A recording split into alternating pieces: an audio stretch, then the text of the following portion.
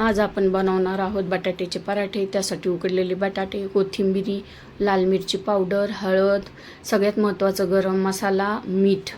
आता आपण बटाटे कुस्करून घेऊया। त्याच्यामध्ये सगळे ड्राय मसाले घातलेत, कोथिंबिरी पण टाकून घेऊ, चवीनुसार मीठ टाकून घेऊया।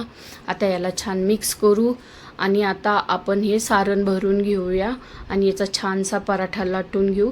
पराठा आपल्याला हलक्या हातानेच लाटून घ्यायचा आहे, जास्त प्रेस नाही करायचा। आता आपला तवा गरम झालाय, याच्यावरती पराठा आपल्याला दोन्ही साइडनी छान भाजून घ्यायचा आहे। मी याला तूप लावलं आहे, तुम्ही तेल पण लावू शकता, पण तुपाने याची चव आणखीनच छान येते। आणि आता आपण या पराठ्यासोबत खाण्यासाठी बनवणार आहोत फोडणीचं दही।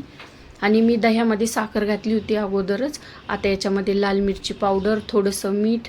आता याच्यासाठी फोडणी बनवून घेऊया। तेल गरम झाले, त्यात मोहरी तडतडली, ती आता आपण या दह्यामध्ये टाकून घेऊ। याला छान फेटून घेऊया। रेडी आहे आपलं फोडणीचं दही। आता आपण पराठे आणि दही खाऊया।